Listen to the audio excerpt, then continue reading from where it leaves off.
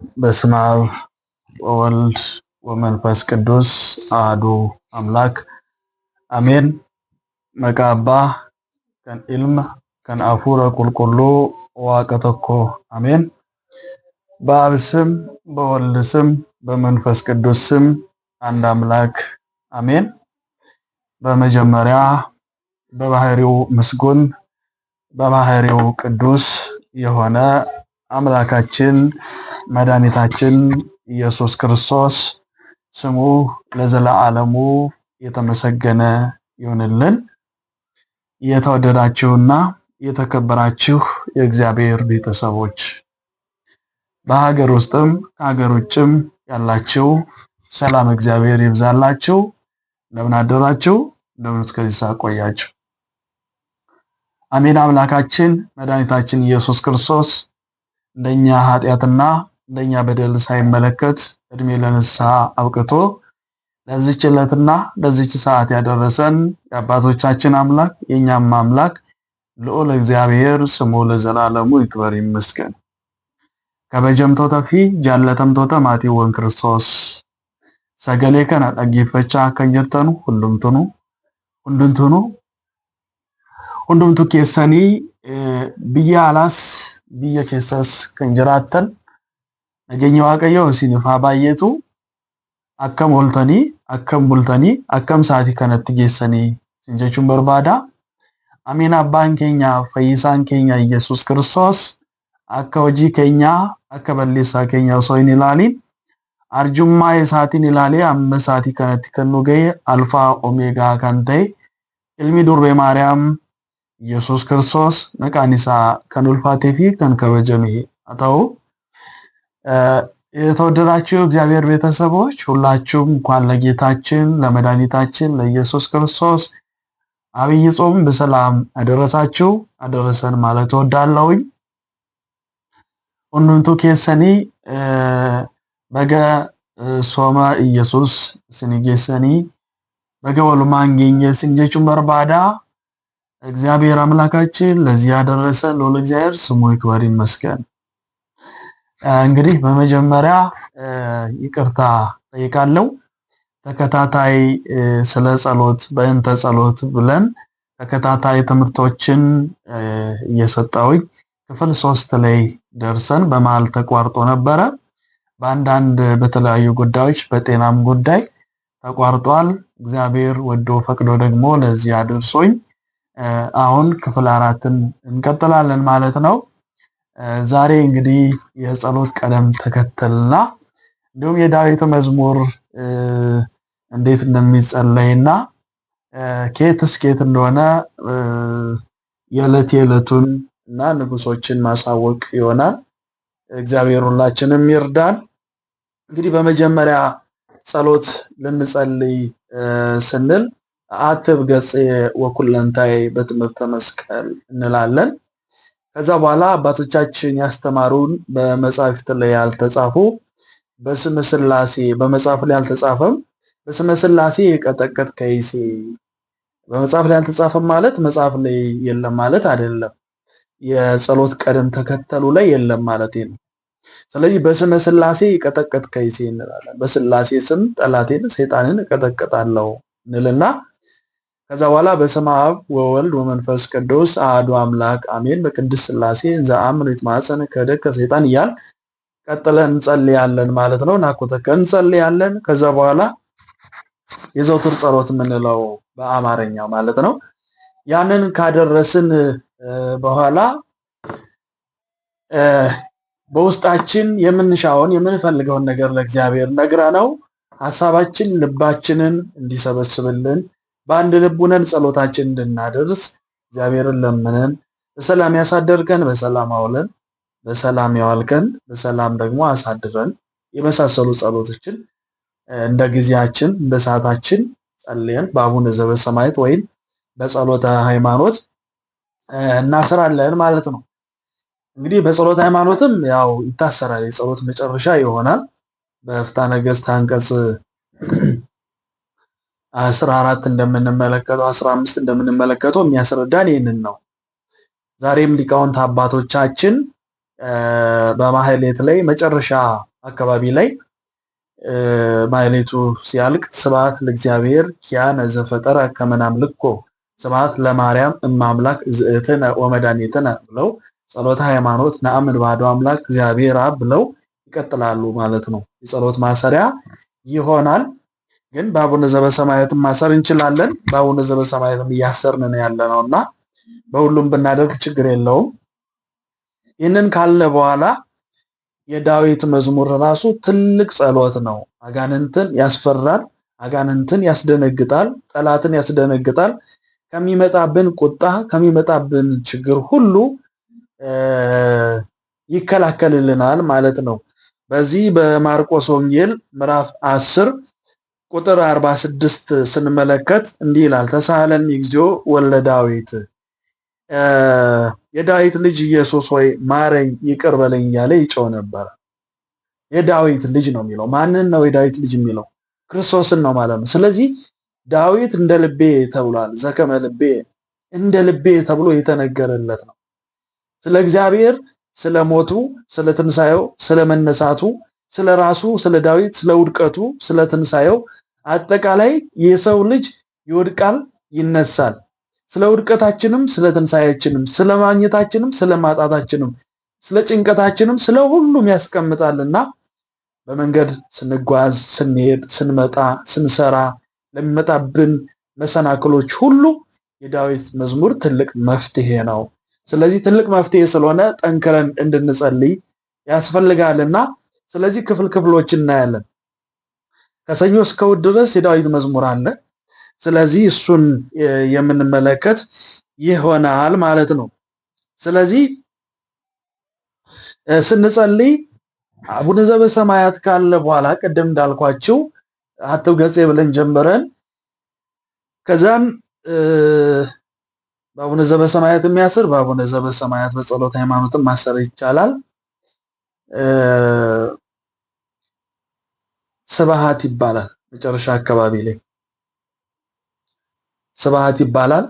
ከዛ ናብሎቱ ስብሐተ ወአኮቴተ ለእግዚአብሔር ልዑል ወለወላዲቱ ድንግል ወለመስቀሉ ክቡር ታኮተ ሲባ ስሙ ለእግዚአብሔር ወትረ በኩሉ ጊዜ ወበኩሉ ሰዓት ሃሌሉያ ስቡህ ወውዱስ ዘሳረረ ኩሎ ዓለመ በአሐቲ ቃል እንልና አስርቆት ማስረቅ የሚችል ያሰርቃል። አስርቆት የሚባለውን ጸሎት ያደርሳል።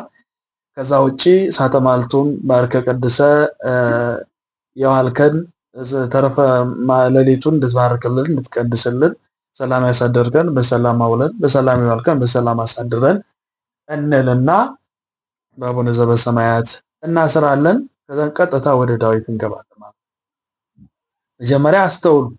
አትብ ገጼ ብለን በስመ ሥላሴ ቀጠቀጥከይሴ ብለን የዘውትር ጸሎትን እስከ አቡነ ዘበሰማያት አደርሰን ከዛን ቅዱስ ቅዱስ እናደርሳለን፣ ስብሐት እናደርሳለን። ከዛን አሁን ባለው መልኩ በአቡነ ዘበሰማያት ካሰርን በኋላ ቀጥታ ወደ ዳዊት እንሄዳለን። ይሄ እንደምትመለከቱት ይሄ የዳዊት ጸሎት ነው ወይም መዝሙረ ዳዊት መጽሐፍ ነው ማለት ነው። የመዝሙረ ዳዊት መጽሐፍ ነው።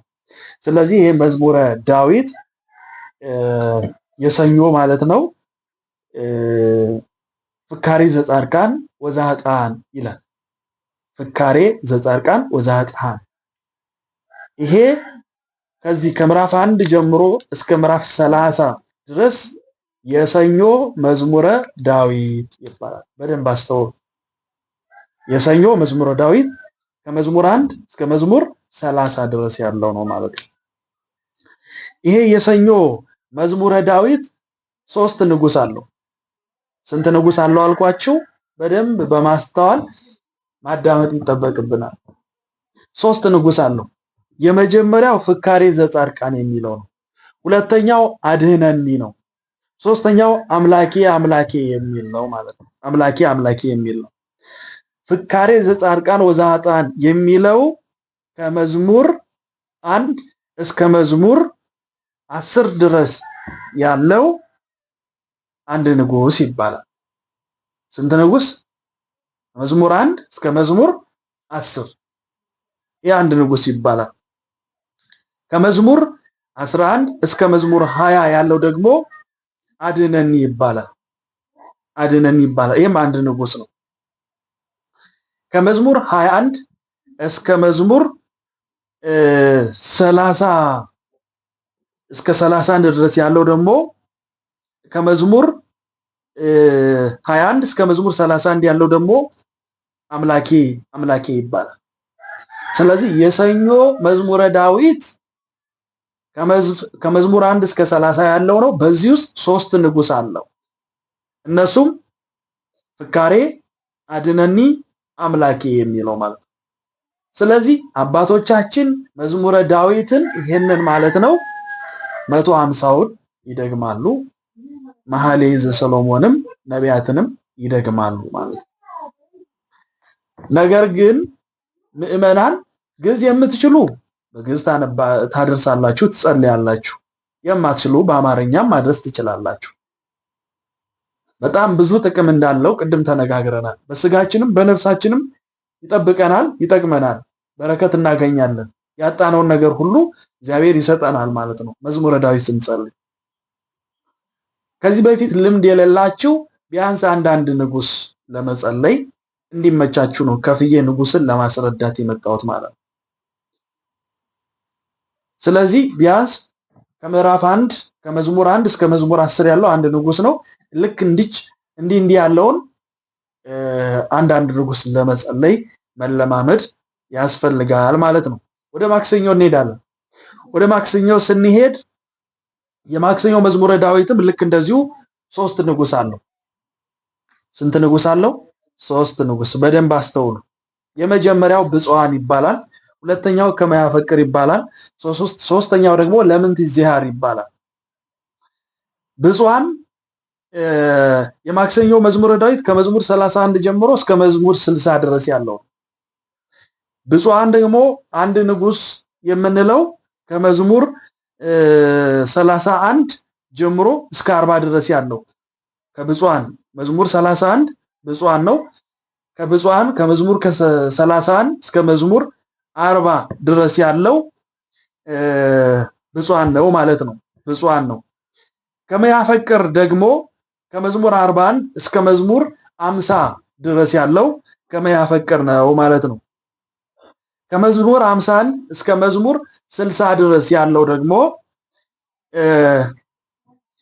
ለምንት ይዚሃር ነው ማለት ነው። ለምንት ይዚሃር ነው። 3 ንጉስ አለው። ወደ ረቡዕ ስንሄድ የረቡዕ መዝሙረ ዳዊት ከመዝሙር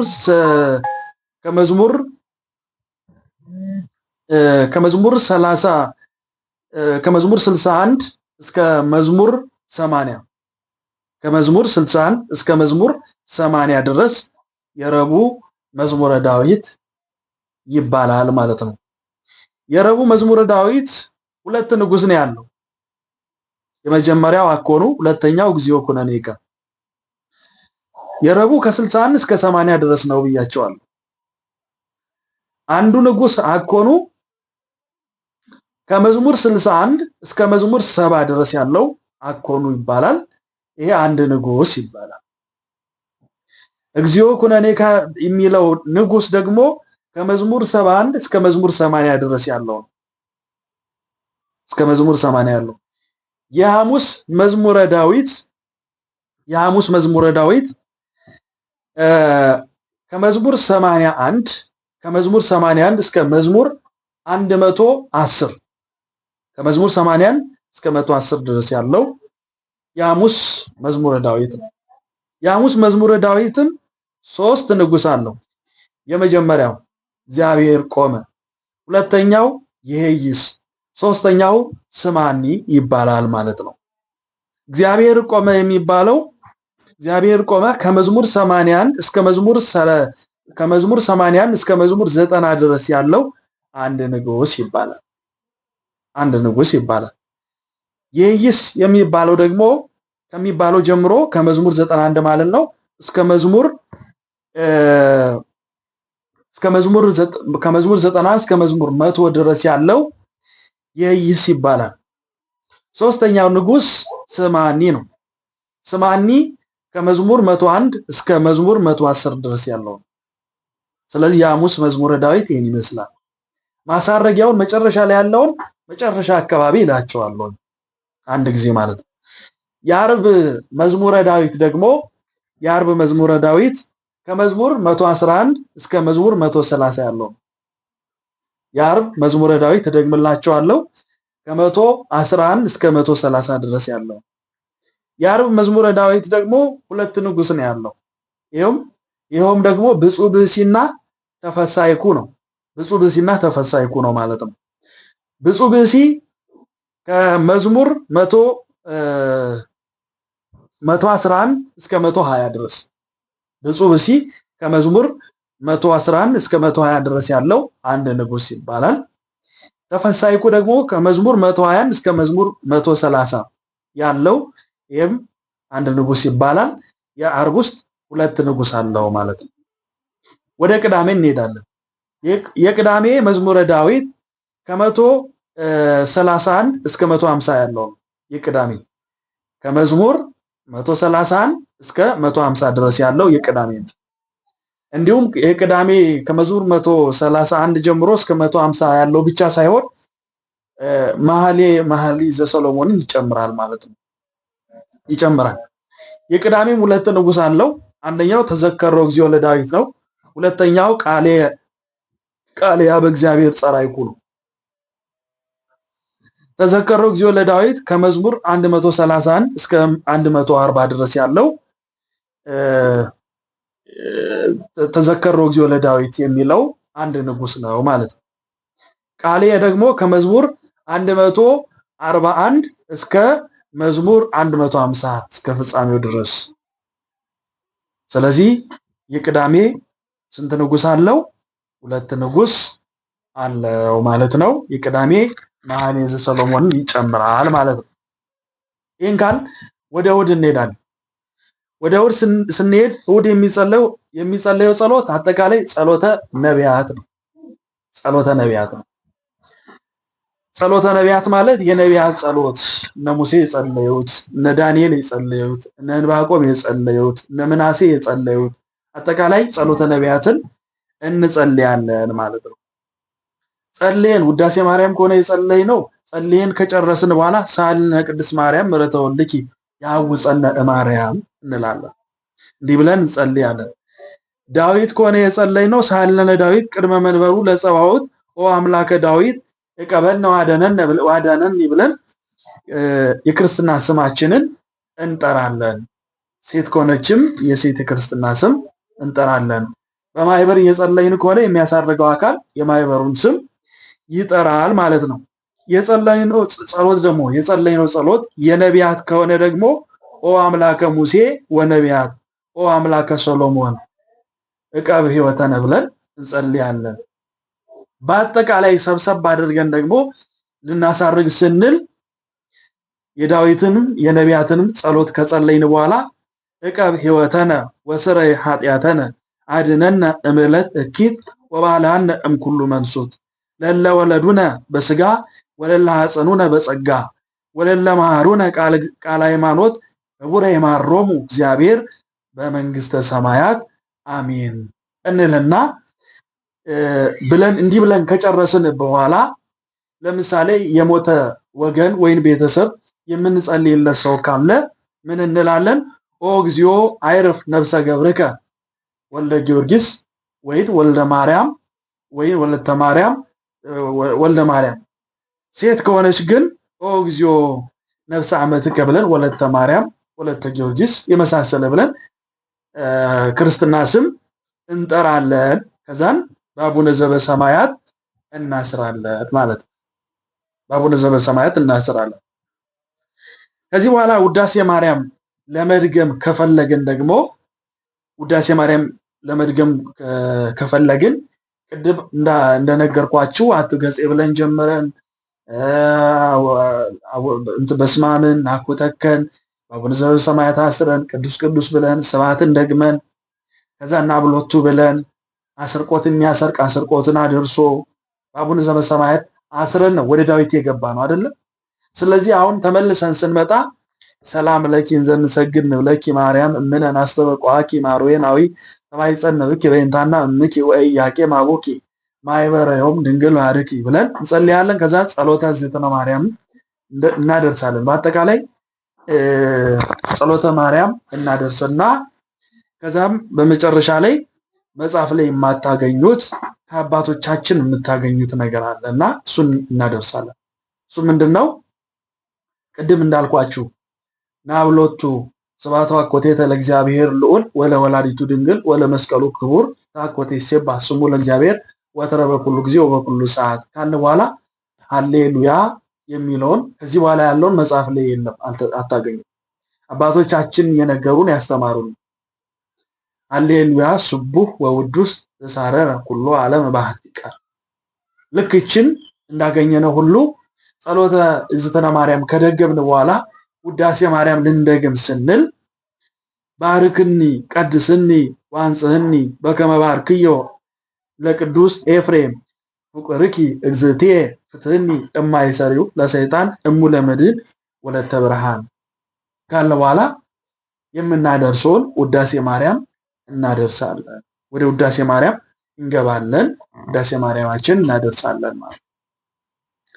ተወደዳችሁና የተከበራችሁ እግዚአብሔር ቤተሰቦች ሰላም እግዚአብሔር ለሁላችንም ይብዛልን። አሁን ያለንበት ጾመ ኢየሱስ አብይ ጾም። እንግዲህ በዚህ በአብይ ጾም ከሰባቱ አጽዋማት ዋናው ትልቁ ጾም አብይ ጾም ነው። አብይ ማለት እንግዲህ አብ የከፍ ከፍ አለ ማለት ነው። ትልቅ ጾም ማለት ነው። አብይ ማለት ትልቅ ማለት ነው። ለምን አብይ ተባለ ሲባል ጌታችን ኢየሱስ ክርስቶስ ራሱ ስለጾመው። ሌሎችን ብንጾም ጾሞች ጾመ ነቢያት የጾሙት ሐዋርያት የጾሙት ተብሎ ነው። ስለዚህ ፍጡራን የጾሙት ጾም ነው። ይሄ ግን አምላክ ራሱ የጾመው ጾም ነውና አብይ ተብሏል። ታዲያ ይህንን አብይ ጾም ስንጾም ያንዳንዱ ሳምንት ክፍል አለው። ዘወረደ ብለን ቅድስት ብለን አሁን ቅድስት ሳምንት ላይ ያለነው። ከዛን ቀጣይ ምኩራብ መጻጉዕ ያለ ደግሞ ይቀጥላል። ታዲያ በዚህ ጾም ውስጥ የምንጠይቀው ጥያቄ ይኖረናል።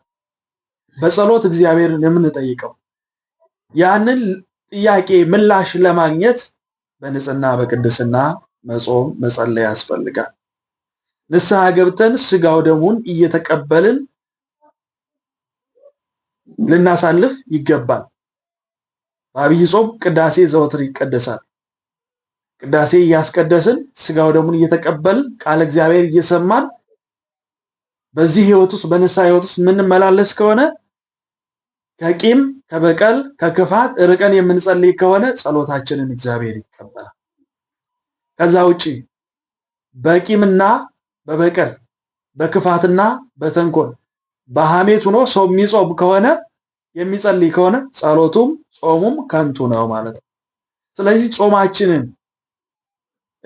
ጸሎታችንን ድካማችንን ኪዳናችንን መስዋዕታችንን ምጽዋታችንን እግዚአብሔር እንዲቀበልልን ራሳችንን ንጹህ እናድርግ። ራሳችንን እንመርምር። አባቶቻችን ቀድሞ ነቢያት ኋላም ሐዋርያት ሊቃውንት ሰማዕታት ጸሎት ጸልየው መዝሙረ ዳዊትን ጸልየው ባህር ተሻግረዋል፣ ሙት አንስተዋል፣ እሳት ከሰማይ ወርደዋል፣ ከዓለት ላይ ውሃ ፍልቀዋል፣ ብዙ ተአምራትን አድርገዋል። ይህንን ሁሉ ያደረጉት ድንቅ የሆነ ሙሉ እምነት ስላላቸው ነው። ምንም አይነት በሃይማኖታቸው ጥርጥር ስለሌላቸው ነው። በንጽህናና በቅድስና እግዚአብሔርን ስለለመኑት ነው።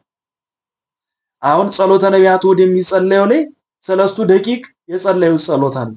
አጠቃላይ እዚህ መዝሙረ ዳዊት ውስጥ የሚካተት ነው። እነሱን ከእሳት ያወጣቸው መዝሙረ ዳዊት ነው። ይህንን ጸሎት ጸልየው ነው የኤርትራ ባህር የተከፈለው፣ የተዘጋው በር የተከፈተው በጸሎት ነው። በጸሎት ነው ሁሉም ነገር የሚደረገው። እኛም በፍጻሜው በሱባኤው በዚህ በጾም መጨረሻ ላይ ውጤት ማግኘት እንድንችል ከክፉ ነገር መጠበቅ ያስፈልጋል ማለት ያስፈልጋል። ለምንድን ነው ውጤት የማናመጣው? ለምንድን ነው ለምንጠይቀው ጥያቄ ምላሽ እግዚአብሔር የማይሰጠን ስንል እኔ ማን ነኝ ብለን ራሳችንን መርምረን እናውቃለን? ይሄ ማንነታችንን መፈተሽ ያስፈልጋል ማለት ነው። ተወደዳችሁ እግዚአብሔር ቤተሰቦች እግዚአብሔር ሁላችንም አብዝቶ ይወደናል። እግዚአብሔር የሚጸየፈው ኃጢአትን እንጂ ኃጢአተኛን አይደለም። እግዚአብሔር ኃጢአተኛን አይጸየፍም። ወደዚህ ምድር የመጣሁት ጻድቃንን ልጠራ ሳይሆን ኃጢአተኞችን ልጠራ ነው ብሎ ክርስቶስ ተናግሯል። ስለዚህ እግዚአብሔር ከነኃጢአታችን ይፈልገናል። ከነኃጢአታችን ይፈልገናል። እግዚአብሔር አይወደኝም ብላችሁ ከእግዚአብሔር ቤት አትራቁ። እግዚአብሔር ይወደናል። ጠላቶቹ ሆነን ሳለን እሱ ወዶናል። በመስቀል ላይ ተሰቅሏል፣ በቀራንዮ አደባባይ። ስለዚህ ወገኖቼ ጸሎታችን እግዚአብሔር እንዲሰማን በንጽህና በቅድስና እንጾም፣ እንጸልይ። ጾም የሚባለው ነገር ከእህልና ከውሃ ከሚበላ ነገር መከልከል ብቻ አይደለም። ሕዋሳታችን መጾም አለበት። ምናልባት ስለ ጸሎት ከጨረስን ስለ ጾም እግዚአብሔር ቢረዳን የምንቀጥል ይሆናል። ክፍል 4 ይህን በሚመስል ሁኔታ ተነጋግረናል። በክፍል 5 በሚቀጥለው እንድንገናኝ እግዚአብሔር መልካም ፈቃድ ይሆንልን።